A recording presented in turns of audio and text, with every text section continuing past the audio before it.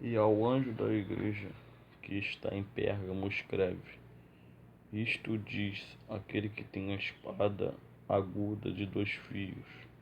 Conheço as tuas obras, e onde habitas, que é onde está o trono de Satanás, e retens o meu nome, e não negaste a minha fé, ainda nos dias de Antipas, minha fiel testemunha, o qual foi morto entre vós, onde Satanás habita. Mas algumas poucas coisas tenho contra ti, porque tens lá os que seguem a doutrina de Balaão, o qual ensinava Balaque a lançar tropeços diante dos filhos de Israel, para que comessem dos sacrifícios da idolatria e fornicassem. Assim tens também os que retêm a doutrina dos nicolaítas, o que eu odeio. Arrepende-te, pois, quando não em breve virei a ti, e contra eles batalharei com a espada da minha boca. Quem tem ouvidos, ouça o que o Espírito diz às igrejas. Ao que vencer, dar-lhe-ei a comer do maná escondido, e dar-lhe-ei uma pedra branca, e na pedra um novo nome escrito, o qual ninguém conhece senão aquele que o recebe. Apocalipse 2, versos 12 ao 17. O Senhor Jesus aqui se apresenta como aquele que tem a espada de 2 fios. A maneira que ele se apresenta para cada igreja tem a ver com aquela igreja. Precisa saber. Para Éfeso, por exemplo, ele era aquele que tem na sua destra as 7 estrelas, que anda no meio dos 7 castiçais de ouro. Apocalipse 2, verso 1.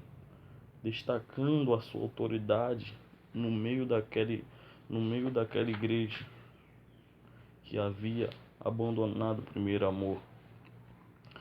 Para Esmina, ele era o primeiro e último que foi morto e reviveu. Apocalipse 2, verso 8. Confortando os que estavam sendo durante perseguidos e enfrentando a morte por causa da fé. Qual a mensagem que o Senhor pretende dar a Pérgamo ao se apresentar como aquele que tem a espada aguda de 2 fios? Há 2 coisas principais a se refletir. Primeira, Pérgamo era uma forte centro político e religioso, capital da província romana da Ásia Menor, onde se praticava a famosa lei da espada, ou seja, o poder que o imperador tinha de condenar qualquer pessoa à morte sem nenhum julgamento prévio.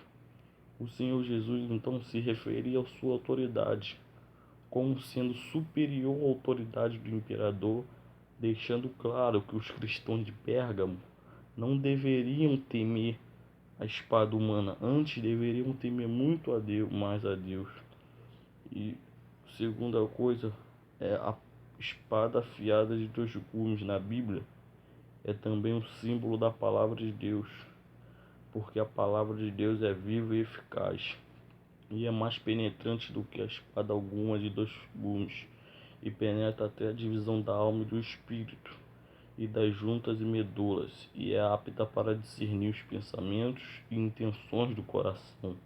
E não há criatura alguma encoberta diante dele, antes todas as coisas estão nuas e patentes aos olhos daquele com quem temos de tratar. Hebreus 4:12.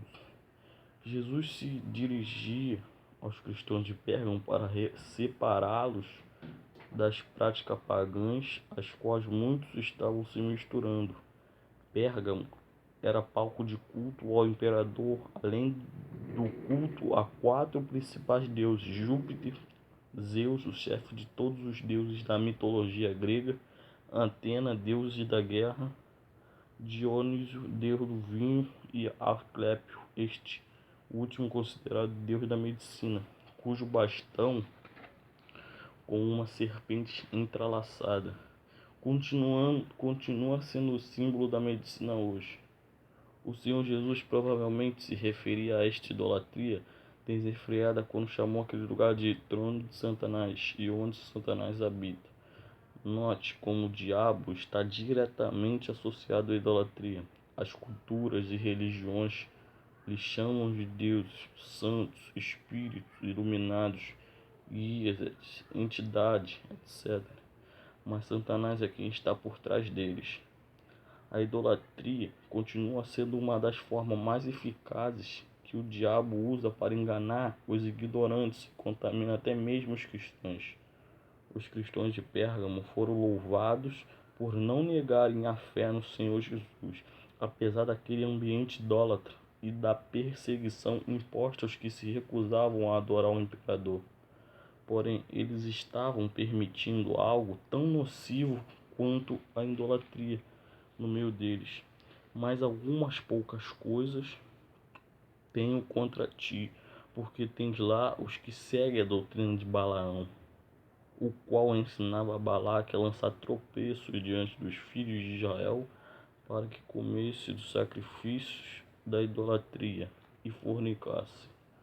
Assim tens também os que retêm a doutrina dos nicolaítas, o que eu odeio. Arrependei-te, pois quando não em breve virei a ti, e com eles batalharei com a espada da minha boca. Quem tem ouvidos, ouça o que o Espírito diz às igrejas.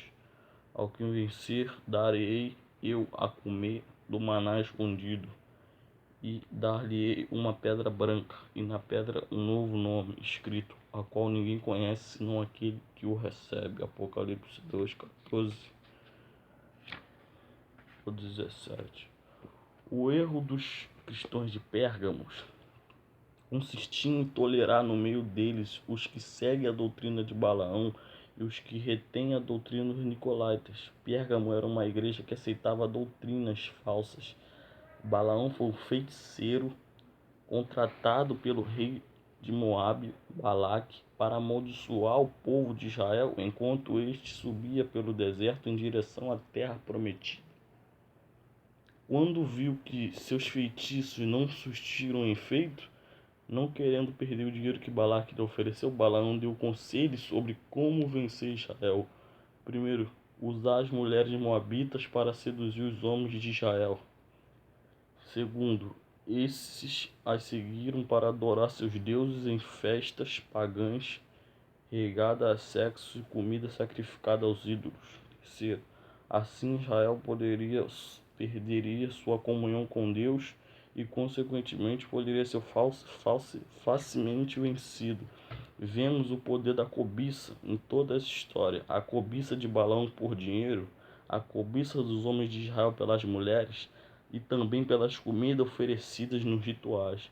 O Nicolaita era uma seita com práticas semelhantes à doutrina de Balaão. Eles alegavam que a proibição de participar de festas onde se praticava sexo regado de bebidas e